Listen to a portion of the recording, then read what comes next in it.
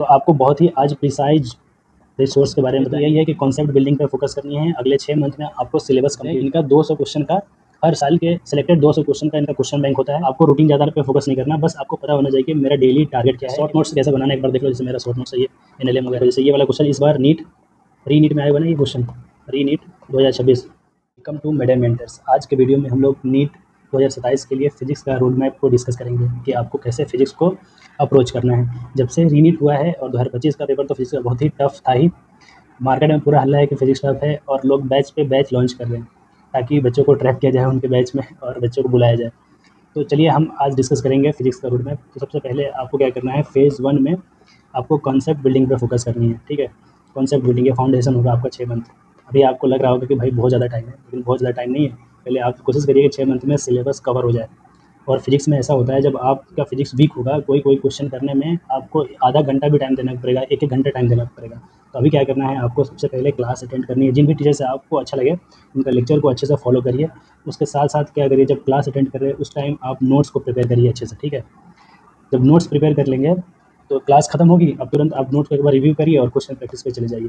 और आपको कोशिश करना है कि पर चैप्टर 150 के आसपास क्वेश्चन कर लिया जाए, ताकि आपका चैप्टर एक अच्छे लेवल पे, मीडियम लेवल पे कंप्लीट हो जाए। ठीक है, अगला बार क्या करना है, जब चैप्टर खत्म हो जाएगा तो उस चैप्टर का आपको शॉर्ट नोट्स प्रिपेयर करनी है। अच्छा, जब चैप्टर खत्म हो गया तो शॉर्ट नोट्स बन गया, क्वेश्चन प्रैक्टिस कर लिए, तो जो क्वेश्चन इंपॉर्टेंट है उनको मार्किंग भी करनी है। और एक और सबसे बड़ा मसला होता है कि रिसोर्सेज क्या फॉलो करनी है। बहुत सारा मार्केट में इतना ज़्यादा रिसोर्स है कि बच्चे कंफ्यूज हो जाते हैं कि किसको फॉलो करें किसको ना करें। तो आपको बहुत ही आज प्रिसाइज रिसोर्स के बारे में बताएंगे जो आपके प्रिपरेशन को बहुत अच्छे डायरेक्शन में और बहुत ही मजबूत बना देगा। तो सबसे पहले क्या करेंगे, आप कोई एक कोचिंग का मॉड्यूल को फॉलो करिए। उसके जो पहला एक्सरसाइज यानी कि फाउंडेशन एक्सरसाइज है उस पर फोकस करिए। और उसके बाद क्या करना है, तो आपको नीट का PYQ करना है। उसके बाद प्रोसीड करेंगे NCERT के एक्सरसाइज पे और एग्जाम्पलर पे। उसके बाद आपको करना है सेलेक्टेड जेई मेन PYQ। भाई एक साल में एक शिफ्ट में 500 क्वेश्चन है जेई मेन्स के। तो वैसे तो देखें तो 14-15 हज़ार क्वेश्चन है जेई मेन्स के, तो सारे क्वेश्चन तो आप कर नहीं सकते। तो आपको सेलेक्टेड जेई मेन्स के क्वेश्चन करने हैं और आपको आगे के वीडियो में बताएंगे कि कहाँ से आपको क्वेश्चन करना है। एक यूट्यूब चैनल का नाम बताएंगे जिसका नाम है एडुनीति, जो आपको सेलेक्टेड जेई मेन्स PYQ करने में बहुत ज़्यादा मदद करेगा। भाई जो अच्छे चैनल है, जो अच्छा काम कर रहे हैं, तो उनसे जलना नहीं होता, उनको प्रमोट करना होता है। और मुझे ऐसा कोई फीलिंग नहीं आता, जो अच्छे हैं उनका नाम लेने में कोई शर्मिंदगी नहीं है। तो इसको बताएंगे कैसे करना है। तो एक ओवरव्यू देख सकते हैं कि अगर फाउंडेशन एक्सरसाइज को काउंट करेंगे किसी भी कोचिंग में तो करीब 2000 क्वेश्चन होते हैं। और नीट PYQ देखा जाए लास्ट 15 से 18 साल में उसमें 800 क्वेश्चन है करीब। और NCERT एक्सरसाइज में तो करीब 600 क्वेश्चन है, और एग्जाम्पलर दोनों को मिलाएंगे ना तो सेलेक्टेड क्वेश्चन 400 के आसपास है। उसी तरह सेलेक्टेड जेई मेंस PYQ ये 1200 के आसपास जब आप एडुनीति से कर लीजिएगा तो फिजिक्स में आपका कॉन्फिडेंस नेक्स्ट लेवल आ जाएगा। तो यही बता रहा हूँ। तो पहला फेज़ तो यही है कि कॉन्सेप्ट बिल्डिंग पे फोकस करनी है। अगले 6 मंथ में आपको सिलेबस कंप्लीट करना है। उसके बाद उसके बाद तो सीधे जनवरी आ जाएगा। तो अभी आपको पूरे अप्रैल तक नहीं सोचना, आपको सोचना है केवल 6 महीने का कि दिसंबर तक मेरा सिलेबस अच्छे से कवर हो जाए।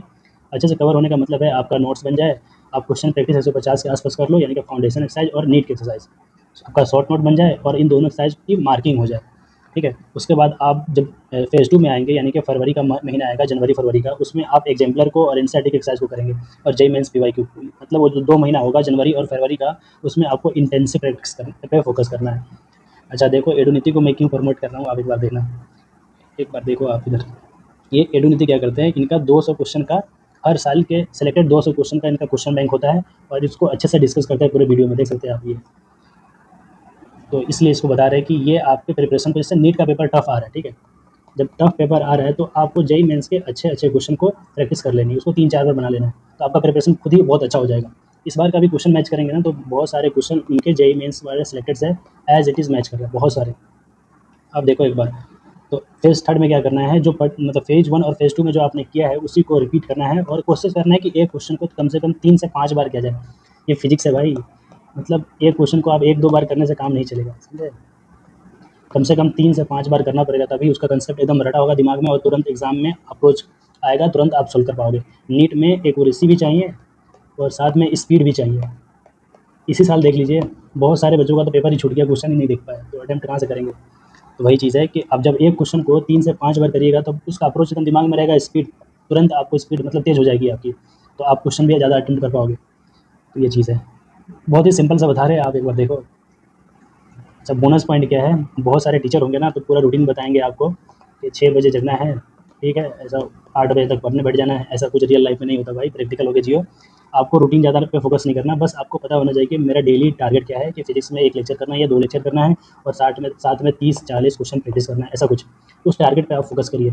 और किसी भी स्टूडेंट के लिए सबसे ज़्यादा इंपॉर्टेंट है तो उसका स्लीप का टाइम फिक्स होना चाहिए। बाकी कोई रूटीन फिक्स हो या ना हो, उसका स्लीप का टाइम फिक्स होना चाहिए बस। और रिसोर्स जितना कम होगा उतना बेहतर है, ताकि आप ज़्यादा से ज़्यादा रिवाइज़ करोगे तो ज़्यादा से ज़्यादा कॉन्फिडेंस आएगा। जितना ज़्यादा रिवाइज़ करोगे उतना ज़्यादा कॉन्फिडेंस आएगा। अच्छा, शॉर्ट नोट्स कैसे बनाना है एक बार देख लो। जैसे मेरा शॉर्ट नोट्स है ये, एनएलएम वगैरह का है। आप देखो इधर, ये काइनेमेटिक्स का शॉर्ट नोट्स है, यही टॉप 200 पीवाईक्यू जिसके बारे में बोल रहे थे, एक बार देख लो इधर। और देखो इधर मैंने एनसीईआरटी का सिलेक्टेड क्वेश्चन को पीडीएफ बनाया हुआ है, उसको आपको आगे चल के जब एग्जाम का टाइम आएगा तो सबको आपको फॉरवर्ड कर देंगे। देखो जैसे ये वाला क्वेश्चन इस बार नीट में आया हुआ ना, ये क्वेश्चन नीट 2026, ये टाइम पीरियड वाला ये वाला क्वेश्चन। बस इसका रेशियो लेके करना था उस क्वेश्चन को सॉल्व। जैसे ये वाला क्वेश्चन देखिए आप, यहाँ पे एम्पलीट्यूड जो निकालना है ये भी क्वेश्चन आया था नीट में। तो एनसीईआरटी भी करनी है भाई, एनसीईआरटी करोगे ना तो आपका कॉन्फिडेंस रहेगा अलग लेवल पे, क्योंकि 45 क्वेश्चन कभी भी नीट में आएगा ना तो उसमें 3 से लेकर 7 ये क्वेश्चन एनसीईआरटी से एज इट इज़ हर साल आता है, सेम जैसे एनसीईआरटी कुछ क्वेश्चन है। और जेईई मेंस वगैरह के क्वेश्चन करेंगे तो टफ पड़ेगा थोड़ा सा, तो आप उसको क्या करेंगे ना, हिंट्स जैसे मैंने लिखा हुआ है ना, इसका हिंट्स वगैरह साथ में लिखना। ये क्वेश्चन भी नीट में आया, एनसीईआरटी क्वेश्चन है, वही वाला क्वेश्चन है जो टाइम पीरियड बता रहे थे ना, यही क्वेश्चन, ये ऑब्जेक्टिव फॉर्म में किया हुआ है बस। ये सब आपको प्रोवाइड करेंगे आगे चल के, चैनल को सब्सक्राइब करके रखिएगा आप लोग। ये सब जैसे ये वाला नीट में आया था इस बार, तो ये सब करनी है। और जो हिंट वगैरह होगा वहीं पे लिख लेना, ताकि दोबारा बार-बार वीडियो का सॉल्यूशन देखना ना पड़े।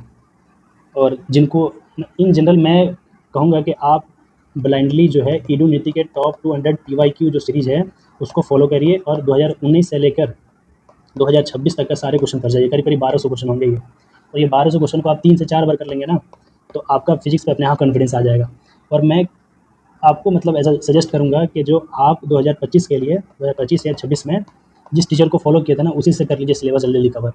आपको नया कुछ नहीं करना, बस नए में क्या करना है कि आपको जेईई मेंस के क्वेश्चन प्रैक्टिस करने हैं अच्छे-अच्छे। और कहाँ से करेंगे फिजिक्स में, तो एडुनिटी से करेंगे। और इनसे मैं काफ़ी ज़्यादा मतलब इंस्पायर हूँ, और इनसे ही इनका ही जैसा अप्रोच मैं केमिस्ट्री और बायोलॉजी में इस चैनल पे प्रोवाइड करूँगा। अच्छा, वैसे तो मैं सजेस्ट नहीं करूँगा कोई बुक ले जेईई मेंस के लिए, उनका एडुनिटी का जो पीडीएफ है उसको निकलवा लीजिए, ये वाला 200 टॉप 200 वाला पीडीएफ, और इससे आप काम करिए फिजिक्स में। लेकिन जो कुछ लोगों को बुक लेना है, पूछते रहते हैं बार-बार कि जेईई मेंस का कौन सा बुक लें, तो मैं बोलूँगा अरिहंत वाला ले लीजिए आप। वैसे अरिहंत वाला मुझे पैसा वैसा कुछ नहीं दिया है, ना किसी का मैं प्रमोशन करने वाला हूँ कभी भी।